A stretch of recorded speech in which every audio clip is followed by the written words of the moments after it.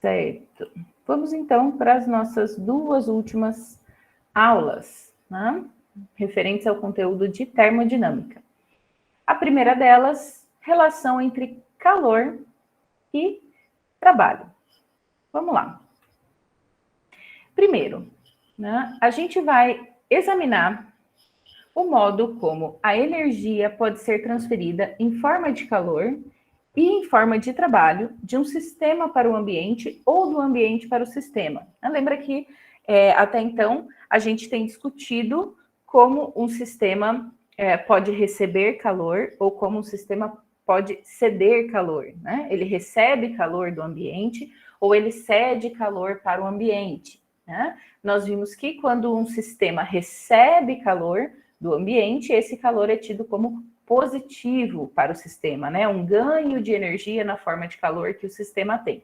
Agora, quando esse sistema perde calor para o ambiente, ou seja, ele cede calor para o ambiente, a gente diz que esse calor, essa quantidade de calor, né, que a gente tem chamado aquele Q maiúsculo, é negativo, né? Ou seja, em relação ao sistema, há uma perda de energia na forma de calor, né? Mas é importante a gente lembrar que nunca há uma criação de energia ou uma perda completa de energia. A gente sempre está falando de um balanço, né? Enquanto o sistema perde energia na forma de calor, o ambiente ganha essa energia na forma de calor. De forma que no total, né, a quantidade total de energia ali do universo, né, é mantida, certo? Isso é bem importante a gente entender. Agora, além de falar de uma quantidade de calor que o sistema pode ganhar ou perder para o ambiente, a gente vai falar também da realização de trabalho, né? Lembrando que o trabalho é sempre um trabalho realizado por uma força, né? A gente diz que uma força, quando aplicada a um sistema, ela pode realizar trabalho sobre esse sistema ou o sistema pode fazer uma força sobre o ambiente e realizar trabalho sobre esse ambiente. Né? Então, a gente vai ver quais são essas condições, né, de realização de trabalho e o que isso vai afetar o nosso sistema. Okay? Então, agora, além da variável calor, ou quantidade de calor Q, a gente vai ter também a variável trabalho, né? Um trabalho que pode ser realizado pelo sistema ou um trabalho que pode ser realizado sobre o sistema. A gente vai analisar os dois casos, beleza? O que vai ser o nosso sistema? Né? O que a gente vai chamar de sistema? O que a gente vai chamar de ambiente? Né? A gente sempre precisa entender o que a gente está chamando de sistema. Né? O nosso sistema pode abranger um monte de coisas, como o nosso sistema pode ser uma coisinha, né, mínima. Nesse caso, o nosso sistema tem uma quantidade relativa de objetos, né, diretamente relacionados, e é isso que a gente vai ver, né? O que a gente vai tomar como nosso sistema? Bom, o nosso sistema vai ser um gás que está dentro de um cilindro, né? Imagine que seja um cilindro fechado, e aqui a gente fez um corte no sentido do comprimento desse cilindro, de forma que a gente está vendo só metade desse cilindro, né? Se a gente observar aqui, ó, nós temos meio cilindro, como se a gente tivesse cortado no meio esse cilindro para conseguir observar o que está acontecendo ali dentro, tá? Esse é o recorte do nosso sistema. Então, o sistema vai ser esse gás contido, né, confinado dentro desse cilindro, e acima desse cilindro nós temos um êmbolo, né? O êmbolo igual de seringa, né? Que pode se movimentar ali dentro da seringa. Esse êmbolo pode se movimentar tanto para cima quanto para baixo, nesse cilindro aqui, né? Percebam essa setinha verde aqui, junto do W, que nos mostra trabalho, né? Essa setinha verde que pode se movimentar tanto para cima quanto para baixo, indicando que o nosso êmbolo pode tanto subir quanto descer. Como que esse êmbolo vai subir ou vai descer? A gente vai conseguir controlar a quantidade de esferas de chumbo que estão depositadas sobre esse cilindro, né? Então, aqui, ó, temos o gás, essas bolinhas aqui, né, representam como se fossem partículas desse gás contidas nesse cilindro fechado, né? Esse cilindro está isolado, né? Percebam? Então, tudo que está fora do cilindro não pode afetar o nosso sistema, que é o gás confinado aqui dentro, ok? Por conta desse isolamento. Sobre esse gás, temos um êmbolo, né? E uma caixinha cheia de esferas de chumbo, né? Esferas de chumbo que vão exercer um certo peso sobre esse êmbolo. Se eu aumento as esferas de chumbo, eu vou aumentar o peso dessa caixinha e o meu êmbolo vai abaixar. Se eu retiro algumas esferas de chumbo, eu diminuo o peso dessa caixinha e o êmbolo vai subir, ok? Essas são as situações possíveis que nós temos aqui. Com relação à quantidade de calor, vejam que abaixo do nosso cilindro nós temos um reservatório térmico. Né? Esse reservatório térmico nos possibilita controlar a temperatura do nosso sistema, ou seja, eu posso aquecer o sistema, né, de modo que eu cedo calor para o sistema, ou eu posso resfriar o sistema, de forma que eu retiro o calor desse sistema, ok? Então, a gente pode aumentar ou diminuir a temperatura desse gás, e a gente pode ainda aumentar ou diminuir o número de esferas de chumbo que estão sobre esse êmbolo livre para se mover, né? Se eu aumento, então, as esferas de chumbo, aumento o peso, o êmbolo desce, né? Se ele desce, ele comprime o gás.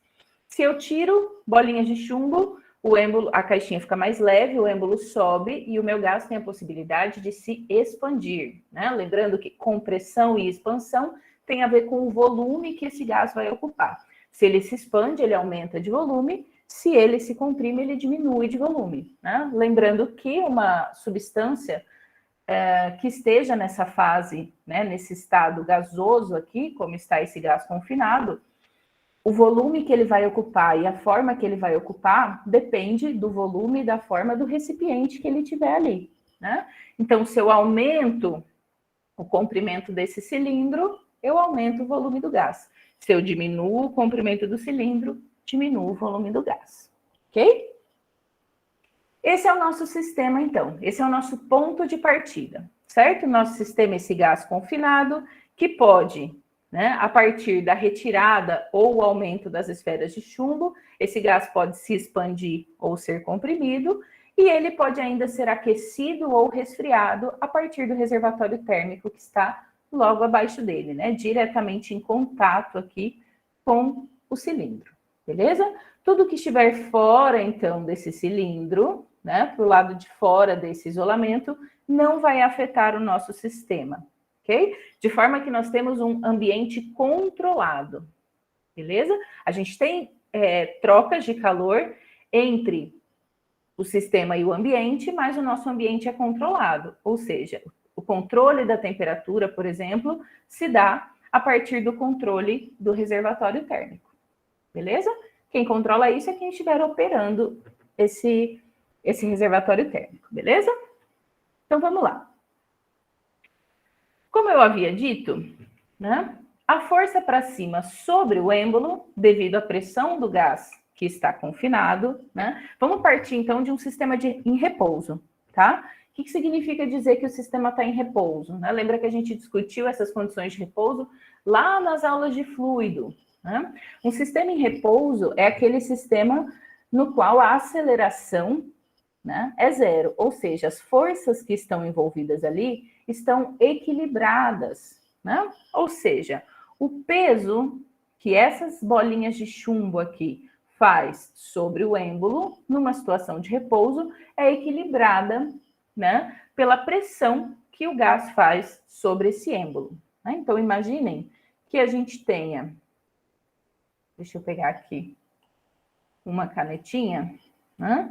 Imagine que a gente tem aqui, puta, esse mouse, gente do céu, só por Deus. Vamos lá. Vai, me deixa apagar. Aí. Imagine então que a gente tenha uma força aqui para cima, né? vou chamar de força F. Essa força aparece por conta da pressão que o gás exerce sobre o êmbolo, né? Uma pressão para cima, no sentido de levantar esse êmbolo. Né? Lembra que pressão é força sobre a área de contato, né? Então, se eu tenho uma pressão sendo exercida sobre essa área de contato, que é o êmbolo, quer dizer que existe uma força relacionada a isso, que é o que a gente está chamando de força F. Existe também uma outra força, também vertical, mas vertical para baixo, que é a força peso. Né? Essa força peso tem a ver com essas esferas de chumbo contidas nessa caixinha, né? Que vai nos fazer movimentar esse êmbolo, né? Como eu disse, se a gente aumenta o número de esferas, o peso aumenta, esse êmbolo desce. Se a gente retira esferas, o êmbolo sobe, né? Já que essa caixinha vai ficar mais leve. Percebam que quando esse sistema está em equilíbrio, né, que a gente diz que ele está em repouso, quer dizer que essa força F vertical para cima tem o mesmo módulo dessa força peso, que é vertical para baixo. Né? Ou seja, duas forças de mesma direção e sentidos opostos, se elas estiverem equilibradas, quer dizer que o êmbolo não vai nem subir, nem descer. Tá? Se eu modificar a pressão do gás, né, de forma que eu modifico essa força F, ou se eu modificar o número de esferas de chumbo, de forma que eu modifico a força peso, esse sistema não estará mais em equilíbrio. Né? O que significa esse sistema não estar mais em equilíbrio? Quer dizer que o êmbolo vai poder subir ou o êmbolo vai poder descer, dependendo da modificação que eu fizer no sistema. Beleza? Então, vamos lá. A força para cima sobre o êmbolo, devido à pressão do gás confinado, é igual ao peso das esferas de chumbo colocadas acima do êmbolo. Isso quando temos a tal da situação de equilíbrio. Né? As paredes do cilindro são feitas de material isolante, como nós vimos, né? Ele está isolado do restante do ambiente, que não permite a transferência de energia na forma de calor. A energia na forma de calor só pode afetar o nosso sistema se ela partir, então, do reservatório térmico, tá? Como está aqui na sequência. A base do cilindro repousa sobre um reservatório térmico, cuja temperatura pode ser controlada. Beleza? Isso quer dizer que eu posso resfriar o gás ou aquecer esse gás. Continuando. O sistema, que é o nosso gás confinado dentro do cilindro, parte de um estado inicial I, né, descrito por uma pressão inicial I, PI, um volume inicial, VI, e uma temperatura inicial, TI. Certo? Então, quando a gente diz que ele parte do estado inicial, quer dizer quais são as condições no início da nossa análise, né? A gente vai imaginar aí uma situação, problema, e a gente está assumindo que no início da análise dessa situação, o gás está num estado inicial. O que significa dizer que ele está num estado inicial? Significa dizer que ele tem uma pressão inicial, que a gente vai chamar de PI, um volume inicial, que a gente vai chamar de VI, e uma temperatura inicial, que a gente vai chamar de TI. Né? Essas são as três grandezas de estado que a gente pode assumir aqui: pressão, volume e temperatura. Ok? A gente sempre vai levar essas três grandezas de estado em questão. O que a gente quer fazer com esse sistema que parte de um estado inicial?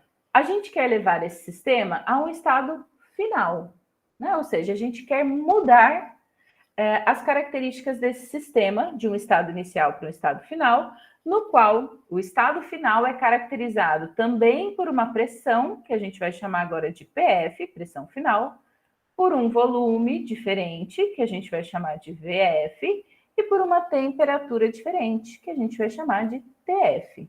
Então, o que a gente tem que prestar atenção aqui, nas grandezas pressão, volume e temperatura, é se elas pertencem ao estado inicial do nosso sistema ou ao estado final do nosso sistema, ok? A gente vai observar isso por esses subíndices aqui. Se a gente está chamando de I, inicial, ou de F, que é final.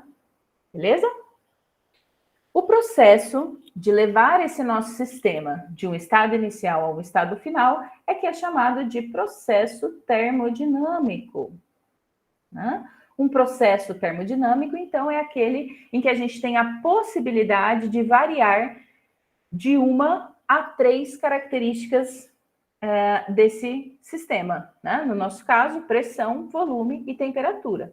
Pode ser que um processo termodinâmico varie as 3 grandezas, né? Pode ser que ele varie somente pressão e volume, pode ser que varie somente pressão e temperatura, pode ser que varie somente volume e temperatura, ou só né? Uma das 3 grandezas de cada vez, né? Por isso a gente tem diversos processos termodinâmicos que podem acontecer das mais variadas formas, beleza? É importante entender que o processo termodinâmico nada mais é do que um processo que envolve essas 3 variáveis, pressão, volume e temperatura, e elas são modificadas, né, de um estado inicial para um estado final, né, um estado com certos valores de pressão, volume e temperatura, e um segundo estado final com outros valores para essas grandezas, beleza? Durante esse processo, energia pode ser transferida do reservatório térmico para o sistema, né? A gente pode, então, ceder calor para o sistema ou a gente pode retirar calor do sistema, né? A gente pode ceder energia na forma de calor, de forma que nós teremos Q positivo, ou a gente pode retirar energia na forma de calor, de forma que Q terá um valor negativo, né?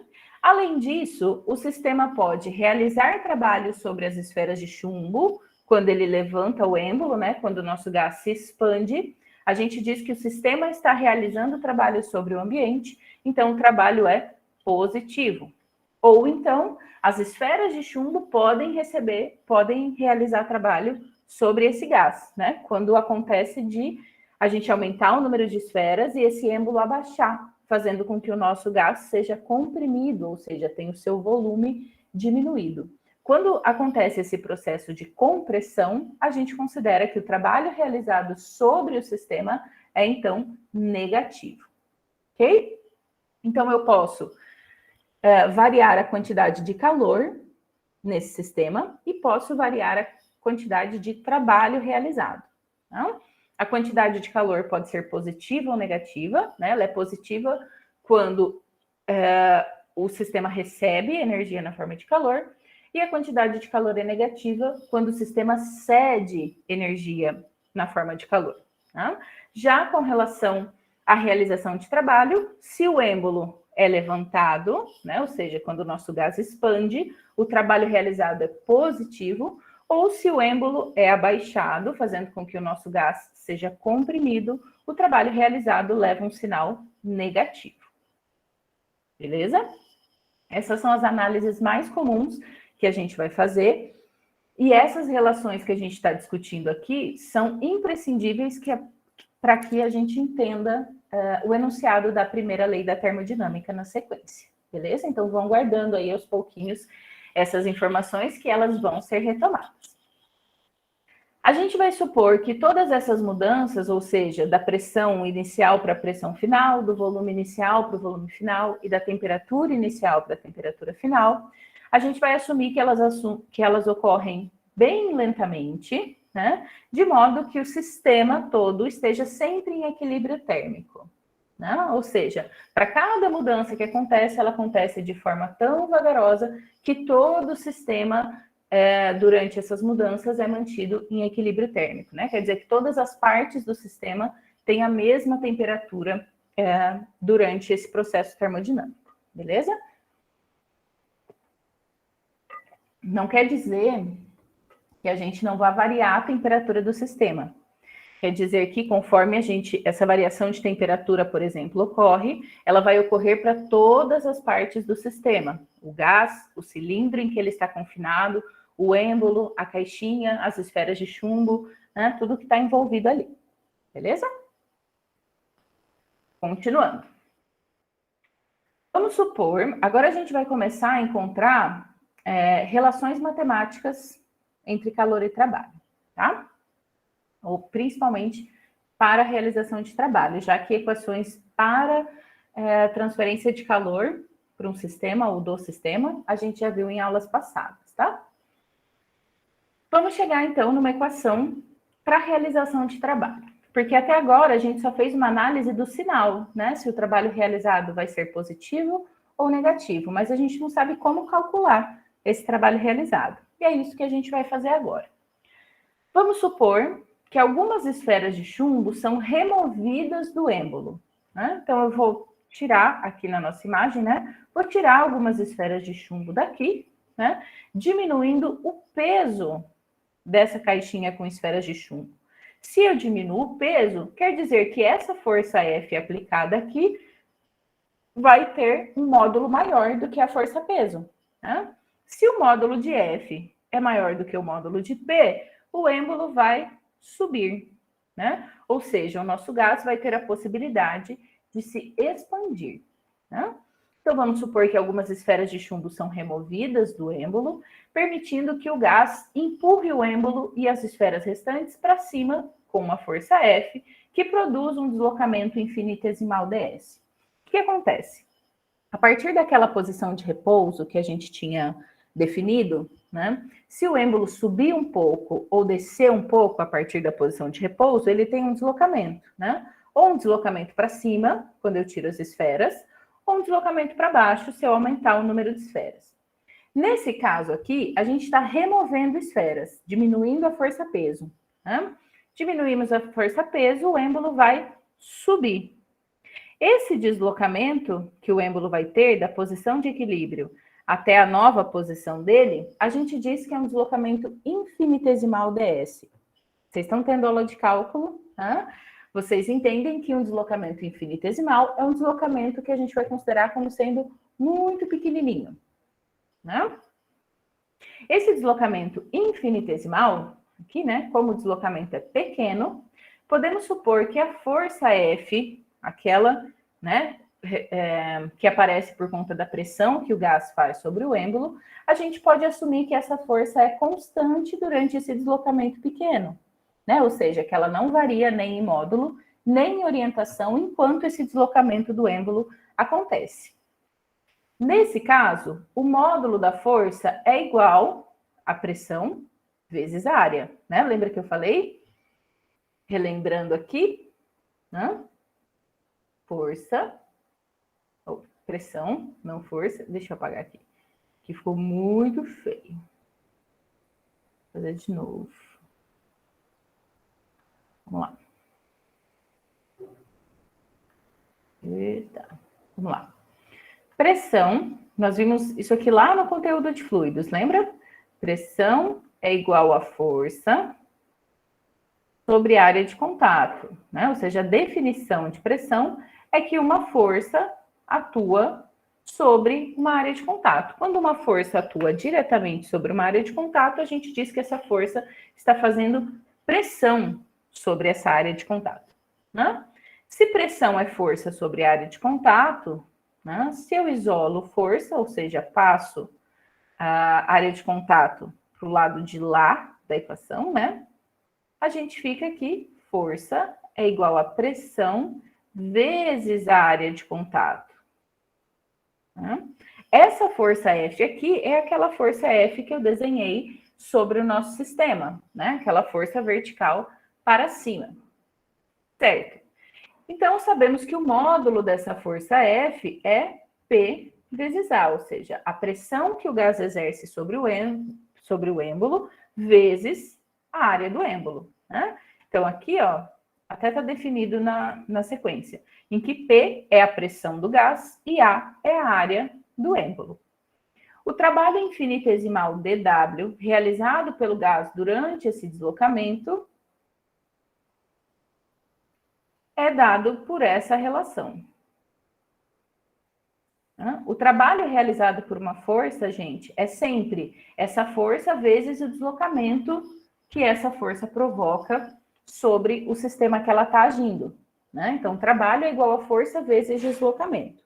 certo? Nesse caso, como a gente está falando de um deslocamento infinitesimal, a gente vai relacionar, então, o trabalho, né, que essa força faz para provocar esse deslocamento, como também um trabalho infinitesimal. Então, um trabalho muito pequenininho, que provoca um deslocamento muito pequenininho, e a gente faz essa consideração para poder assumir que essa força aqui atua num deslocamento tão pequeno que ela pode ser considerada constante. Ok? São algumas considerações importantes para a gente poder fazer essas definições, tá? Então, trabalho infinitesimal dW é igual a força F aqui, percebam que é o vetor força, vezes o vetor deslocamento ds. Né? Nós vimos que o módulo dessa força, né, é pressão vezes área. Então, onde eu tinha o vetor força, eu substituo por pressão vezes área. E onde eu tinha um deslocamento ds aqui, continua o deslocamento ds, eu só tirei as notações vetoriais. Beleza? Vou passar esse A que está multiplicando P para dentro do parênteses do deslocamento. Né? De forma que aqui dentro desse segundo parênteses, ó, deixa eu pegar o laser. Aí, aqui dentro desse parênteses eu tenho área vezes deslocamento. Uma medida de área vezes uma medida de deslocamento me dá uma medida de volume. Né? Por exemplo, metro quadrado vezes metro vai me dar metro cúbico. Então, aqui onde eu tinha P vezes ADS, sobra PdV. O que isso significa? Que o trabalho infinitesimal, dW, é igual à pressão exercida por esse gás, vezes um volume infinitesimal. Então, a variação de trabalho, né, ou a realização de trabalho por essa força, vai estar diretamente relacionada à variação do volume e da pressão desse gás. Né? Se eu assumisse, por exemplo, que a pressão se mantém constante durante um processo termodinâmico, né? Para eu resolver isso aqui, eu só faria integral desse lado e pronto. Né? Que é o que nós temos aqui na sequência. Ó. Na equação anterior, dW igual a PdV, dV nada mais é do que a variação infinitesimal, ou seja, pequenininha, no volume do gás devido ao movimento do êmbolo. Lembra que eu falei, né? Quando esse êmbolo se movimenta, ele faz com que o volume do gás varie. Se o êmbolo sobe, o volume do gás aumenta, né? O gás está se expandindo. Se o êmbolo desce, o volume do gás diminui, porque o gás está sendo comprimido, certo? Então, essa variação, esse elemento infinitesimal dV, tem a ver com a variação no volume do gás, né? No volume do nosso sistema. Quando o número de esferas removidas for suficiente para que o volume varie de um volume inicial para um volume final, né? O trabalho realizado pelo gás vai ser dado pela integral daquele elemento infinitesimal dW. Né? Então, trabalho é igual a integral de dW. Se eu coloquei integral do lado esquerdo da nossa equação, eu preciso colocar uma integral também do lado direito. Né? E o que eu estou integrando aqui? Estou integrando uma função pressão, que está diretamente relacionada com uma variação de volume, e essa variação é tal que vai de um volume inicial para um volume final. Né? Já que durante um processo termodinâmico eu passo de um estado inicial para um estado final do sistema. Né? É importante destacar aqui, gente, né, nesse último parágrafo, durante a variação de volume, a pressão e a temperatura do gás também podem variar. Né? Então, durante essa variação de volume, essa expansão, essa compressão do gás ali, que é o nosso sistema, posso ou não ter uma variação de pressão, ou seja, minha pressão pode aumentar, pode diminuir ou pode ser mantida constante, assim como a temperatura pode aumentar, pode diminuir ou pode permanecer constante, ok?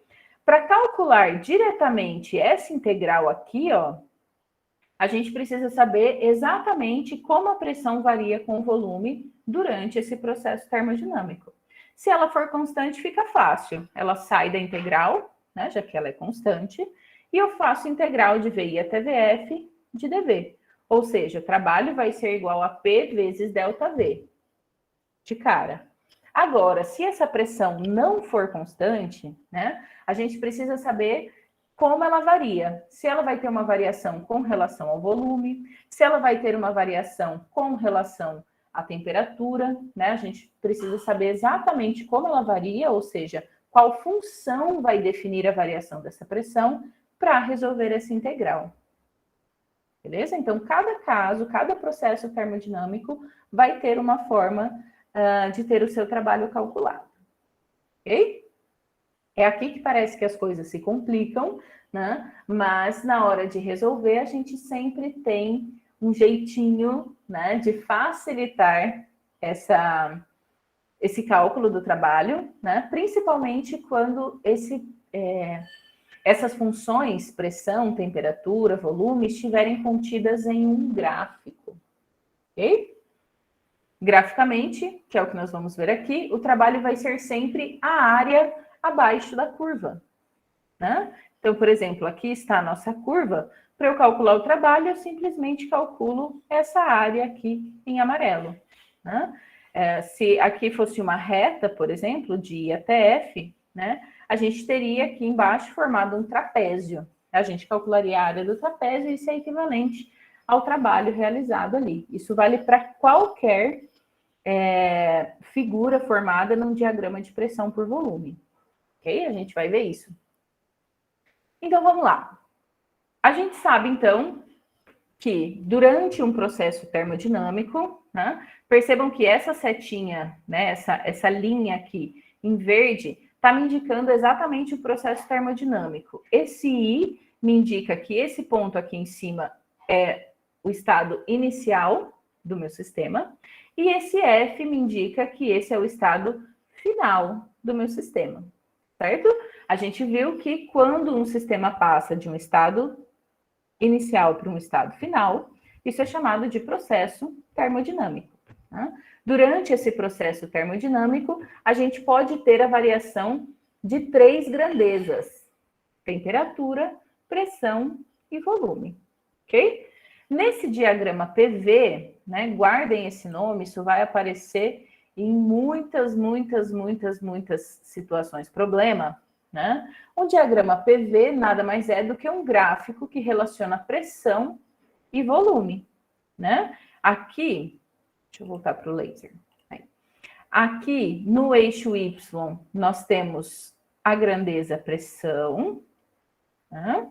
E aqui no eixo X, nós temos a grandeza volume. Esse gráfico, então, que relaciona pressão por volume, é chamado de diagrama PV, ok? P de pressão, V de volume, né? Na prática, existem muitas, inúmeras, quantas a gente quiser, a gente vai ver, formas de levar o gás de um estado inicial para um estado final. Ou seja, a gente pode ter diferentes processos termodinâmicos que ocorrem com diferentes fases, né, com diferentes processos, para ir de um estado inicial para um estado final. E é isso que a gente vai ver aqui na sequência. Beleza? Até porque, para a gente saber, para a gente conseguir calcular, né, o trabalho realizado por uma força sobre um sistema, né, ou um trabalho realizado de um sistema sobre um ambiente, né? Para a gente poder resolver essa integral aqui, a gente precisa saber como P se relaciona com V, né? Ou seja, como P varia de acordo com V. Diagrama PV é isso. Vai nos indicar como a pressão está variando ao mesmo tempo que um volume também vai variar, né? Por exemplo, no nosso estado inicial aqui, nós temos o seguinte. Aqui, ó, a nossa pressão inicial, que a gente chama de PI, né, no estado inicial, e aqui o nosso volume inicial, certo? Isso é o que nós temos para o estado inicial, uma pressão inicial PI aqui e um volume inicial VI. Para o estado final, deixa eu fazer tracejado aqui, que fica mais fácil de ver, eu acho, né? Vou fazer para os dois, peraí. Eu vou fazer de outra cor também. Aqui, Então, uma pressão inicial PI, né, para esse estado inicial, e um volume inicial VI. Temos, para o estado final, aqui no eixo dos volumes, um volume final, que a gente vai chamar de VF, e aqui no eixo da pressão, uma pressão final, que a gente vai chamar de PF. Ok?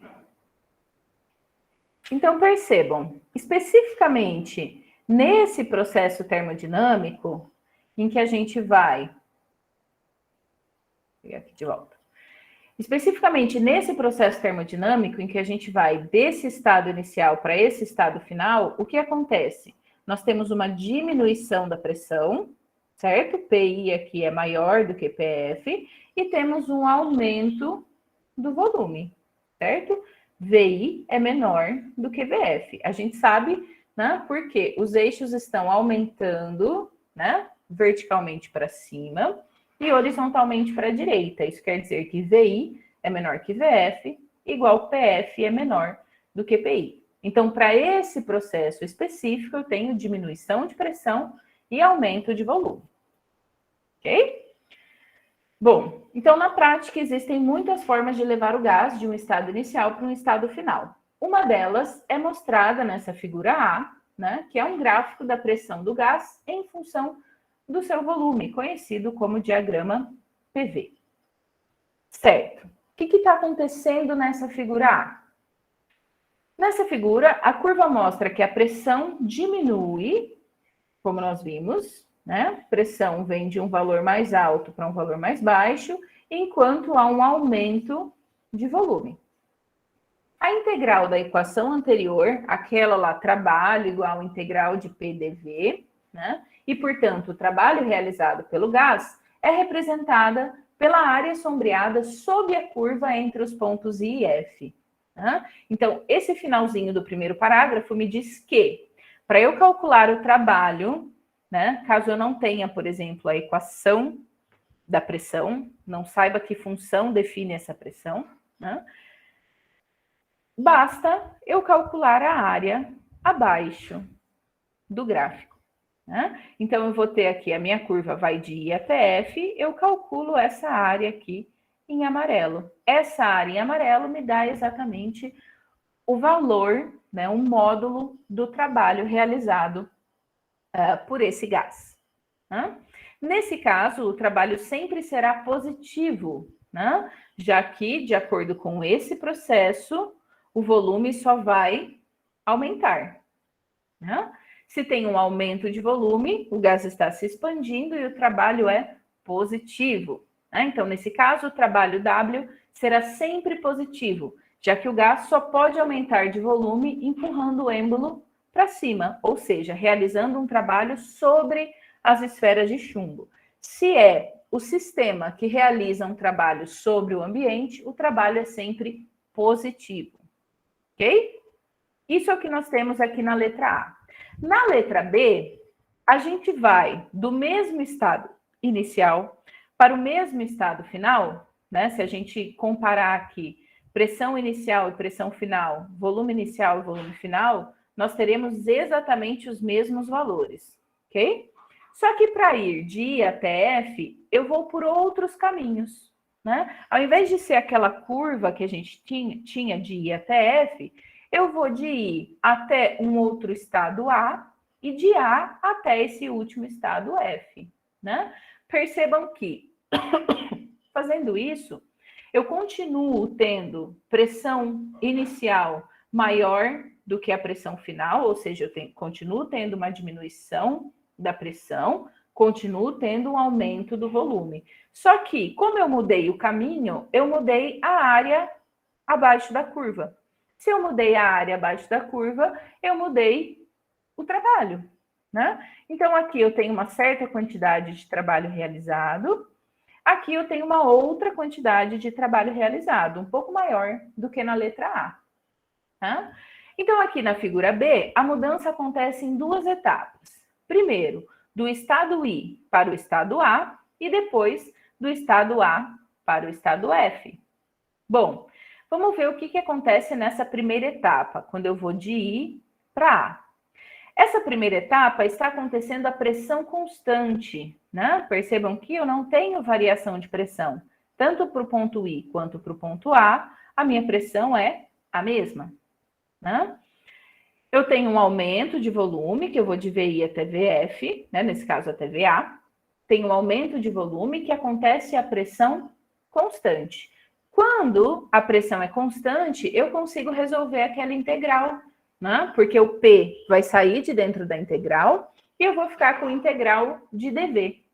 Integral de dV é a própria variação de volume, VF menos VI, né? O que a gente chama de ΔV, ok?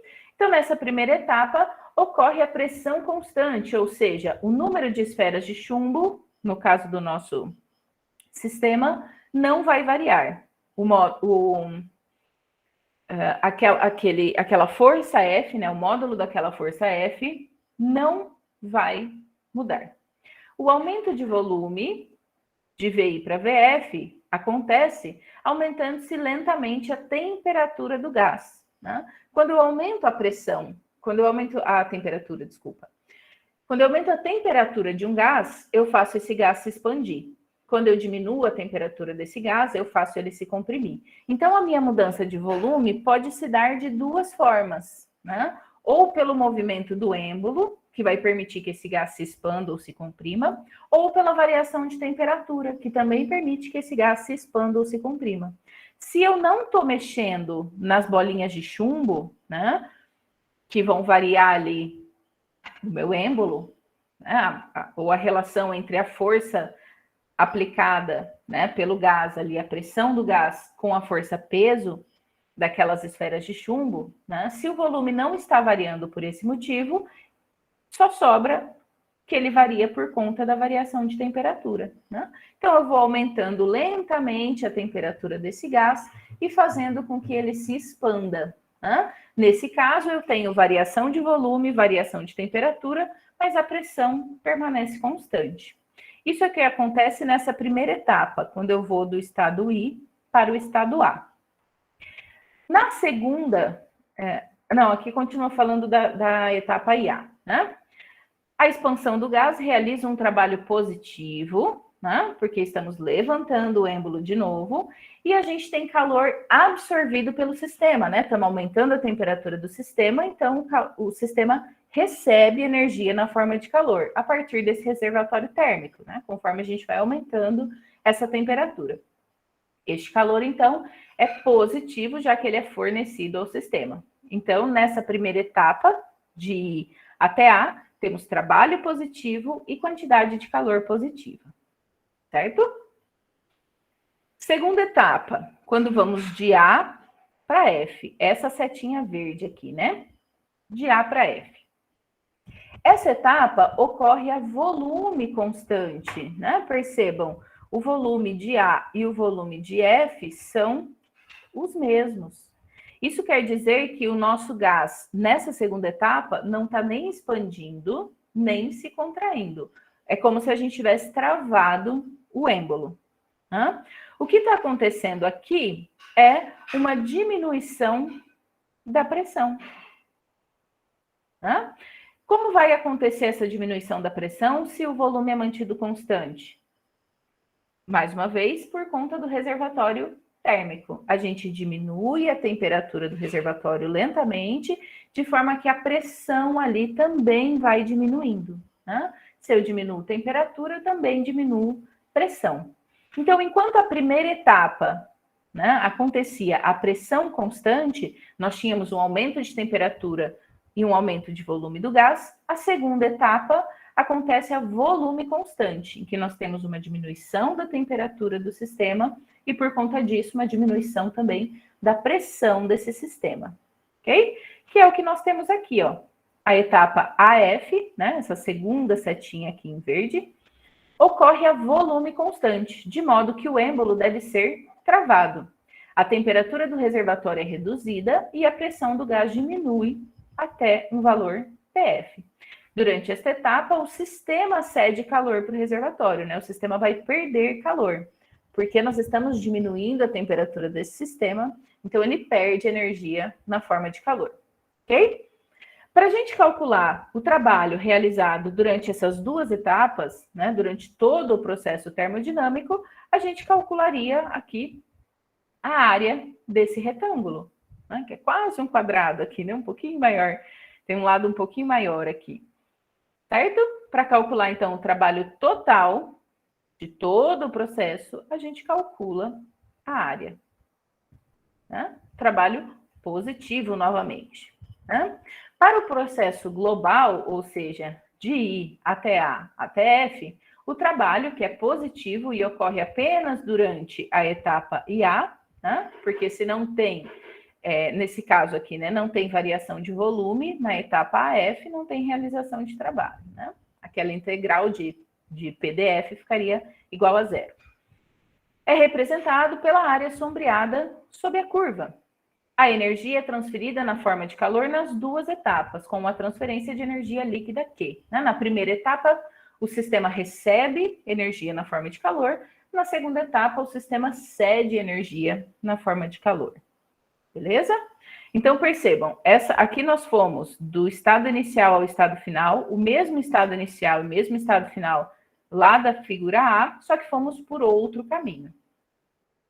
Na figura C, a gente vai também do mesmo estado inicial para o mesmo estado final F, só que por outro caminho, né? Ao invés de ir de I até A e de A até F, igual nós tínhamos aqui, né? Nós vamos de I até um outro ponto, que eu poderia chamar de B, e de B até F. O que eu fiz aqui? Eu diminuí a minha área abaixo da curva, ou seja, eu diminuí o trabalho realizado pelo gás durante a segunda etapa, né? Aqui é a mesma coisa que nós tivemos na figura B, só que na ordem inversa, né? Primeiro eu tenho uma etapa que acontece a volume constante, então eu tenho variação de pressão por diminuição da temperatura, e a segunda etapa que acontece a pressão constante. Eu aumento a temperatura do gás, ele tem o seu volume aumentado, né? O gás se expande, né?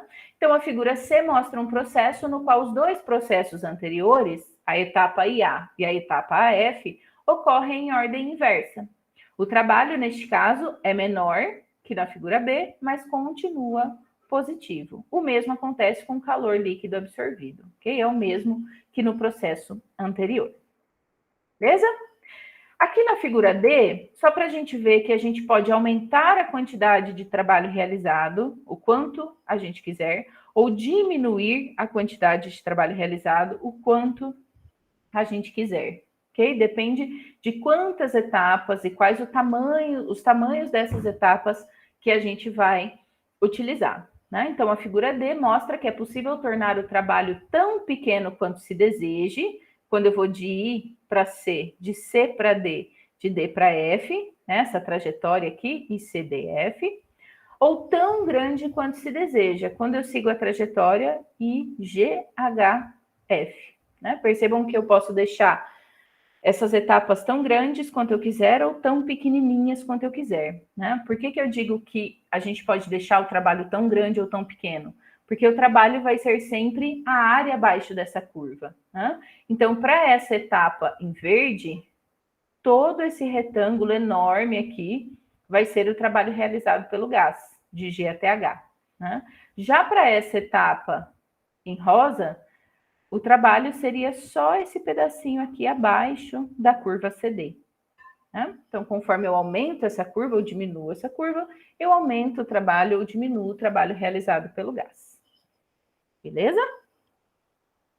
Resumindo, um sistema... Nossa, gente, meus gatos fizeram um caos aqui atrás de mim. Derrubaram uma lixeira. Mas vamos lá. Resumindo, um sistema pode ser levado de um estado inicial para um estado final de um número infinito de formas. E, em geral, o trabalho realizado, né, trabalho W, e o calor Q tem valores diferentes quando a gente trata de diferentes processos termodinâmicos. Né? Quando a gente muda aquelas etapas de realização do processo, a gente muda os valores de trabalho W e os valores de Q, ok?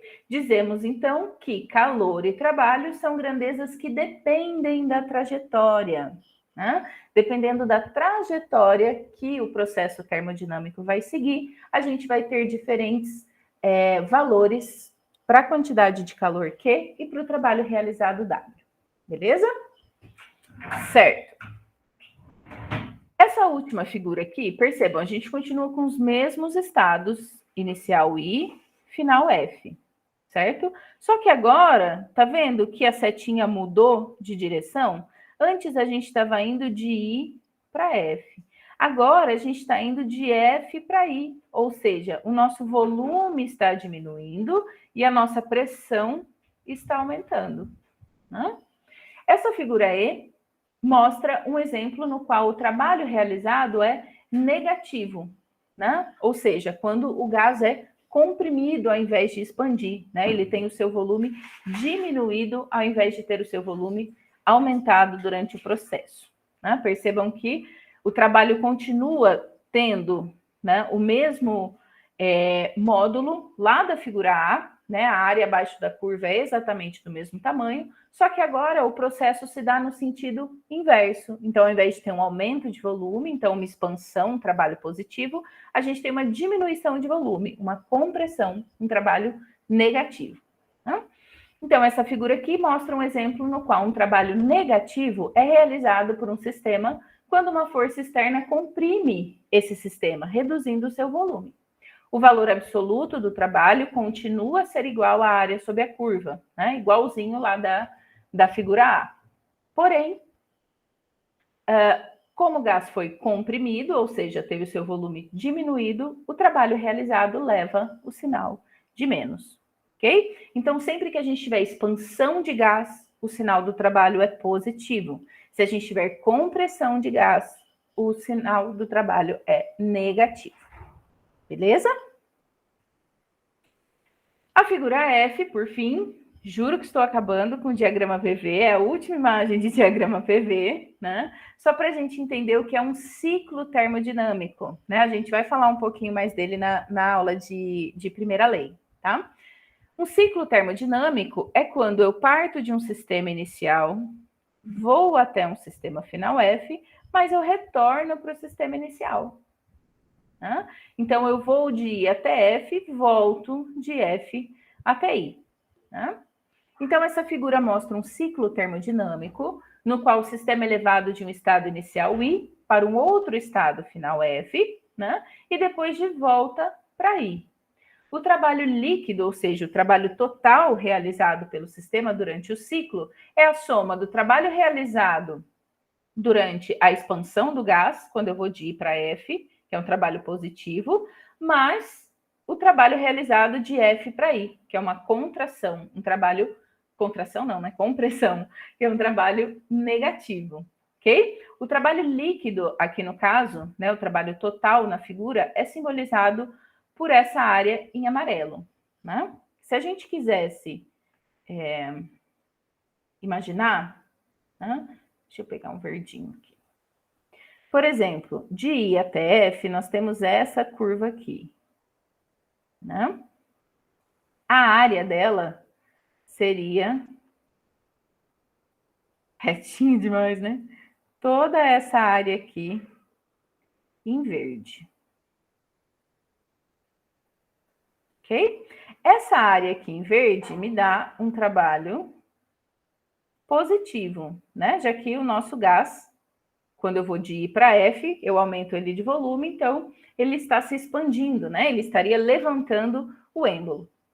Agora, quando eu faço o processo inverso e volto do estado final para o estado inicial I, eu tenho essa curva aqui, ó. Certo? Que vai ter como área isso que eu vou pintar em vermelho. Aqui em vermelho, eu tenho um trabalho negativo, porque é uma compressão do meu gás, né? O meu gás está diminuindo de volume quando eu vou de F para I, né? Eu saio de um volume final aqui grandão para um volume inicial pequenininho, então eu comprimo o meu gás. Quando eu faço a área em verde menos a área em vermelho, me sobra essa área aqui em amarelo, né, que já está pintada aqui na imagem. Certo? É o trabalho positivo da primeira etapa de IETF, né? Mais o trabalho negativo da segunda etapa, de F para I. O que sobra é o meu trabalho total, ou o trabalho líquido. Beleza? É que na imagem aparece só o líquido, tá? Trouxe esse aqui só para a gente entender por que pintou só esse meinho aqui, certo? E isso funciona para qualquer ciclo termodinâmico. Sempre que a gente iniciar um estado, for para um outro e voltar a esse estado inicial, a gente pode dizer que ocorreu um ciclo termodinâmico. Beleza? E é isto.